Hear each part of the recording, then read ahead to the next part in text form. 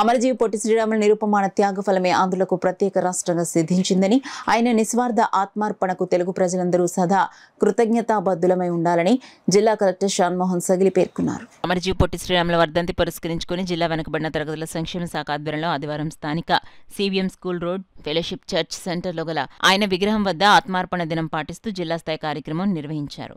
జిల్లా కలెక్టర్ షాన్మోహన్, కాకినాడ పట్టణ MLA Vanamadi Venkateswararao, Kakinada commissioner భావన, పలువురు జిల్లా అధికారులు, పుర ప్రముఖులు ఈ కార్యక్రమానికి హాజరై అమరజీవి పొట్టి శ్రీరాములు విగ్రహానికి పూలమాలలు అలంకరించి ఘన నివాళులర్పించారు. ఈ సందర్భంగా జిల్లా కలెక్టర్ షాన్మోహన్ మాట్లాడుతూ, స్వతంత్ర సమరయోధుడు, ఆంధ్రప్రదేశ్ రాష్ట్ర అవతరణ మూల పురుషుడు పొట్టి శ్రీరాములు తెలుగు వారందరికీ ప్రాతస్మరణీయుడు, చిరస్మరణీయుడని కొనియాడారు.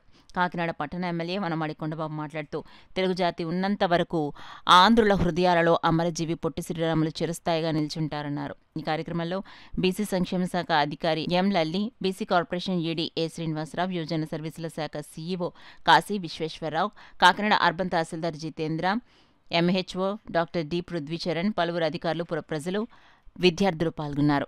ముఖ్యమైన నాయకుల్లో పొట్టి శ్రీరాములు గారు ఒకరు. ఇవాళ ఆయన వర్ధంతి సందర్భంగా మనం రాష్ట్ర వ్యాప్తంగా ఆయనని స్మరించుకుంటూ, ఆయన చేసిన త్యాగాలని, ఆయన చేసిన కృషిని గుర్తుపెట్టుకుంటూ రాష్ట్ర వ్యాప్తంగా జరుగుతున్న ఈ ప్రోగ్రాంలో మనం కూడా కాకినాడ జిల్లాలో జెడ్పీ